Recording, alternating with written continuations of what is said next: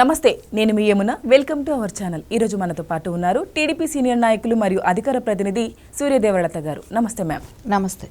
నిన్న పవన్ కళ్యాణ్ గారు ప్రెస్ మీట్లో చేసిన ప్రధాన ప్రకటన ఏంటంటారు? అంటే మనం ఎక్కడైనా ఇప్పుడు జనరల్గా రాజ్యాంగం ఎలా ఉంటుందంటే ఎవరు ఎక్కడైనా కూడా వెళ్ళి మనం పోటీ చేయొచ్చు అనేది, ఇండియన్ సిటిజన్ అయితే చాలు అనేది ఉంటుంది.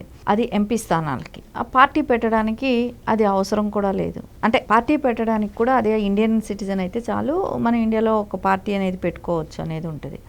కానీ అసెంబ్లీ స్థానానికి వచ్చేటప్పుడు వాళ్ళు ఏ స్టేట్కి సంబంధించిన వాళ్ళు ఓటు ఉంటే ఆ స్టేట్కే వాళ్ళు అసెంబ్లీకి పోటీ చేస్తారు. కానీ ఇక్కడ ఎట్లా అయిపోయిందంటే తెలంగాణ అనేటప్పటికి ఒక టైంలో తెలంగాణ ఉద్యమం వచ్చింది. దాని మూలాన 1200 మంది విద్యార్థులు అంటే ఉద్యమకారులు బలిదానాలు కానివ్వండి, ఇవన్నీ ఒక సెంటిమెంట్ ఒక టైంలో నడిచింది. సో ఏదైతే ప్రత్యేక రాష్ట్రం కావాలనుకున్నారో అది వచ్చిన తర్వాత దాని మూలాన ఏదైనా ఫలాలు వచ్చాయా అని అంటే ఆ అభివృద్ధి పరంగా తీసుకుంటే ఎక్కడా కూడా ముందుకెళ్ళలేదు. సరే, అంటే ఎవరికైనా కూడా వచ్చే వరకు ఆ ఇంపాక్ట్ అయితే ఉంటుంది. రావాలి, మన రాష్ట్రం మనకు ఉండాలి అనేది ఒక ఇంపాక్ట్ ఉంటుంది. అది వచ్చింది. సో అది సాటిస్ఫై అయ్యారు. కానీ అది ఆ ముసుగులోనే ఇంకా కూడా అంటే కొంతమంది స్వార్థపరులు వాళ్ళు చేసేటి ఏంటంటే వేరే అంటే ఎక్కడైనా ఏ పార్టీ కూడా రాకూడదు. అది ఎందుకు ఎస్పెషల్లీ మాట్లాడేది వాళ్ళు ఎప్పుడూ కూడా టీడీపీ గురించి, జనసేన గురించే మాట్లాడతారు. అంటే ప్రపంచంలో ఉన్న ఎక్కడా కూడా అలాంటి రూల్స్ ఉండవు. ఎందుకంటే తెలంగాణ వాళ్ళు ఇక్కడ నుంచి వెళ్ళి వేరే రాష్ట్రాల్లో బతుకుతున్నారు, వేరే దేశాల్లో ఉంటున్నారు. సో అక్కడ కూడా పొలిటికల్గా వీళ్ళకి అవకాశాలు వచ్చినప్పుడు, ఎవరైనా కూడా అవకాశాలు వచ్చినప్పుడు సద్వినియోగం చేసుకోవాలి. కాబట్టి అవకాశాలు వచ్చినప్పుడు అక్కడక్కడ ఆయా దేశాల్లో కూడా పోటీ చేస్తున్నారు, గెలిచిన వాళ్ళు ఉన్నారు. అలా రకరకాలుగా ఎవరికి వచ్చిన అవకాశాల్లో వాళ్ళు సద్వినియోగం చేసుకుంటున్నారు. కానీ ఎక్కడ వేరే దేశాల్లో రావట్లేదు, వేరే రాష్ట్రాల్లో కూడా మీరు తెలంగాణ వాళ్ళు వెళ్ళిపోండి అనే మాట కూడా ఎక్కడ రావట్లేదు కూడా. కానీ ఇక్కడ తెలంగాణకు వస్తే ఎందుకు రాష్ట్రం వచ్చేసింది, అయిపోయింది. కానీ కొంతమంది స్వార్థపరులు ఇప్పటికి కూడా ఆ మాట మాట్లాడుతున్నారు అని అంటే, ఎస్పెషల్లీ నిన్న తెలంగాణ అవతరణ దినోత్సవం జరిగింది. అంటే తెలంగాణ సిద్ధించిన తర్వాత 12 పుష్కర కాలం అయింది. ఆ 12 సంవత్సరాల్లో జరిగిన అభివృద్ధి ఏంటి అనే డిస్కషన్ అందరూ మర్చిపోయారు. దాని గురించి మాట్లాడలేదు. ఓన్లీ జనసేన పార్టీ గురించి, పవన్ కళ్యాణ్ గారి గురించి మాట్లాడుతున్నారు. ఎందుకు ఇది? అసలు ఎవరైనా వచ్చి పార్టీ పెట్టుకోవచ్చు. అది ఫైనల్ వచ్చి ఎవరు డెసిషన్? అది ప్రజలు డిసైడ్ చేస్తారు. ఓటు పరంగా అది చూపిస్తారు. అరే ఇప్పుడు మనం చూసుకుంటే మాయావతి లాంటి వాళ్ళు వచ్చి పెట్టుకెళ్ళారు. సిపిఎం ఉంది, సిపిఐ ఉంది, కాంగ్రెస్ ఉంది, బీజేపీ ఉంది. సిపిఎం తీసుకుంటే ఇతర దేశాల అవతల నుంచి వచ్చిన పార్టీలు అవన్నీ. సో కాంగ్రెస్ ఎవరు? బ్రిటిష్ వాళ్ళ టైంలో వచ్చిన పార్టీలు అవన్నీ. బీజేపీ ఉంది, అది ఎక్కడన్నా ఉత్తరాది నుంచి వచ్చిన పార్టీ. మాయావతి యూపీ నుంచి వచ్చి పెట్టిన పార్టీ.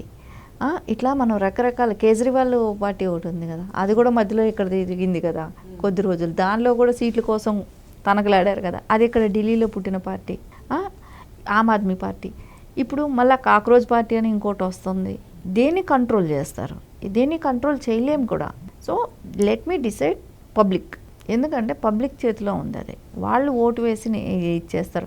రేపు పొద్దున మీరు తెలంగాణలో మేము వస్తే మేము తెలంగాణ వాళ్ళమే, మాకు తెలంగాణ ఇదేనంటే ఇక్కడ అన్ని పార్టీల్లో వాళ్ళు కూడా తెలంగాణ వాళ్ళే ఉంటున్నారు. ఎక్కడో బయట నుంచి వచ్చేసి అప్పటికప్పుడు వాళ్ళని నమ్మరు కదా. ఒక అసెంబ్లీ స్థానంకి వెళ్ళేటప్పుడు ఖచ్చితంగా లోకల్ ఇష్యూస్ తెలిసిన వ్యక్తినే ఎన్నుకుంటారు. అది ప్రజలకు అవకాశం ఇవ్వాలి కదా. మీరు ఏదో కొంతమంది మేము జర్నలిస్టులు, మేము ఉద్యమకారులు అని చెప్పుకుంటే, ఉద్యమకారులు చనిపోయిన వాళ్ళకి ఇప్పటి వరకు న్యాయం జరగలేదు. ఉద్యమం కోసం చనిపోయిన వాళ్ళ కోసం ఫైట్ చేయండి, అప్పుడు మీరు ఉద్యమకారులు అవుతారు. కానీ అది ఎక్కడా జరగట్లా. ఓన్లీ నిన్న జరిగిన ప్రెస్ మీట్ పెట్టిన దానికి గాను అదే టార్గెట్ అయిపోయింది. పవన్ కళ్యాణ్ గారిని మాట్లాడటం అనేది ఒక టార్గెట్గా తీసుకున్నారు. ఇప్పుడు ఆమ్ ఆద్మీ పార్టీ అయినా, కేసీఆర్ టీఆర్ఎస్ పార్టీ అయినా ఆంధ్రప్రదేశ్లో ఉన్నాయి, మంగళగిరిలో. మరి జనసేన పార్టీని ఇక్కడ తెలంగాణలో పెడతా అంటే ఎందుకు అభ్యంతరాలు తెలుపుతున్నారు? అంటే ఇప్పుడు టీఆర్ఎస్ పార్టీని బీఆర్ఎస్ పార్టీ అని చేశారు. నేను ఒక టైంలో కేసీఆర్ గారు నేను దేశకి నేత అవ్వాలి, సో నేను అన్ని రాష్ట్రాల్లో కూడా నా పార్టీ ఉంటుంది అని చెప్పి అన్నారు. సంతోషం, అందరూ స్వాగతించారు, తప్పు లేదని అనుకున్నారు. ఎందుకంటే ఎవరికి ఎక్కడైనా పార్టీ పెట్టుకునే అవకాశం, వెసులుబాటు ఉంది. సో ఆ పరంగానే ఆయన బీఆర్ఎస్ అని మార్చుకున్నారు. సరే, అందుకని మహారాష్ట్ర వెళ్ళారు, అక్కడ పార్టీ పెట్టారు, అక్కడ పోటీ చేస్తామన్నారు. ఒక ర్యాలీగా వెళ్ళి ఒక 600-700 కార్లతో వెళ్ళి అక్కడ ఒక ర్యాలీగా పెట్టి ఓపెన్ బహిరంగ సభ పెట్టి అక్కడ క్యాండిడేట్లను సెలెక్ట్ చేసి వచ్చారు. ఆంధ్రప్రదేశ్ వెళ్ళారు. ఆంధ్రప్రదేశ్లో పార్టీ ఆఫీస్ ఉంది, అక్కడ ఒక అధ్యక్షుడిని పెట్టారు, రాష్ట్ర అధ్యక్షుడిని పెట్టారు. సో కర్ణాటకలో వెళ్ళి పెడతామన్నారు. ఇలా ప్రతి చోట మేము మా పార్టీ పెడతాము అని మాట్లాడినప్పుడు ఎవరు కూడా దాన్ని అబ్జెక్షన్ చేయలేదు. ఎందుకంటే ఎవరికైనా ఒక రైట్ ఉంటుంది, పెట్టుకునే అవకాశాలు ఉంటాయి కాబట్టి అందరూ స్వాగతించారు. కానీ మళ్ళీ ఇక్కడికి వచ్చేటప్పటికి అంటే భయం అనేది వాళ్ళకి స్టార్ట్ అయింది ఇక్కడ. ఎందుకంటే రేపు ఆ రాజకీయ అవకాశాల కోసం చేస్తున్న ఉద్యమం ఇది, ప్రజల కోసం చేసే ఉద్యమం కాదు. అరే ఇక్కడ ఒకళ్ళకొకళ్ళు విమర్శించుకోవాలన్న పార్టీలు, ఇప్పుడు కాంగ్రెస్లో కొన్ని సోకాల నాయకులు అయితే పెట్టకూడదనే మాట కూడా మాట్లాడారు. కానీ మళ్ళీ కొద్దిసేపటికే యూటర్న్ తీసుకొని లేదు పెట్టుకోవచ్చు అని అంటున్నారు. అంటే ఎస్పెషల్లీ దీనిలో కాంగ్రెస్కు మాట్లాడే అధికారం కూడా లేదు, ఎందుకంటే వాళ్ళు ఎక్కడి నుంచి వచ్చిన పార్టీ. అలా చూసుకుంటే బీఆర్ఎస్ కూడా మాట్లాడేది, ఎవ్వరు కూడా రాజ్యాంగ పరంగా తీసుకుంటే ఎవ్వరికీ మాట్లాడే అవకాశం లేదు. ఇదంతా ఏంటంటే వాళ్ళు సీఎం కోసం పోటీ పడే పార్టీలుగా తయారయ్యాయి కాబట్టి మేము అధికారంలో ఉండాలి, మేము ఈ సెంటిమెంట్ తీసుకొని ప్రజలలోకి వెళ్తాము అని అంటే ప్రజలకు తెలుసు ఎవరు ఏ సెంటిమెంట్తో ఇన్ని సంవత్సరాలు వాడుకున్నారు, ఈ 12 సంవత్సరాల్లో ఏం అభివృద్ధి జరిగింది, ఏం చేశారు, మిగులు బడ్జెట్లో ఉన్న రాష్ట్రాన్ని అప్పులు పాలు చేయటం కానివ్వండి, ఇవన్నీ. సో దీని మూలాన ఖచ్చితంగా ఎవరికైనా అదే అనిపిస్తుంది కదా. నాకైతే దీనిలో పవన్ కళ్యాణ్ గారు వచ్చి పార్టీ పెట్టుకున్నారన్న, ఈ రోజున టీడీపీ ఇక్కడ ఉంది, కేడర్ ఉంది, ఇవన్నీ ఉన్నాయన్న, రేపు వీళ్ళు టీడీపీ వాళ్ళు కూడా ప్రజల్లోకి వెళ్తారన్న, ఎక్కడ ఇది తప్పు కాదే.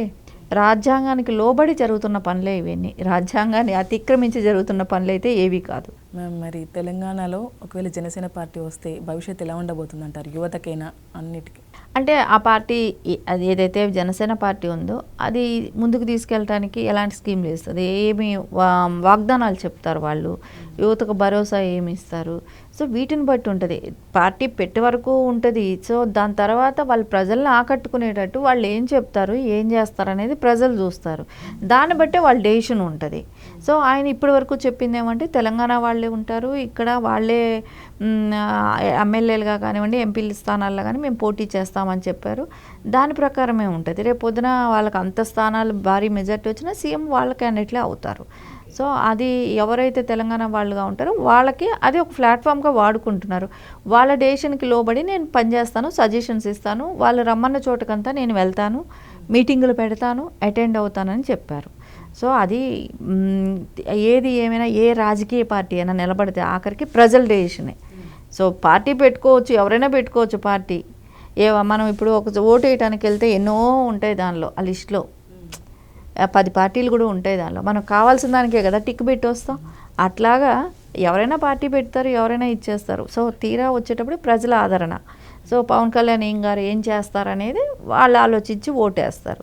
సో దీన్ని అన్నిటికీ కూడా అంటే ప్రజలే డిసైడ్ చేసుకొని ఇవ్వాలి. అంతేగాని మేము ఉద్యమం చేస్తాం దీనికోసం అని అంటే ప్రజలు కలిసి వస్తే ఉద్యమం అవుతుంది, మీరే చేసుకుంటే అది ఓన్లీ పబ్లిసిటీ అవుతుంది, అంతమించి ఏమవుతుంది.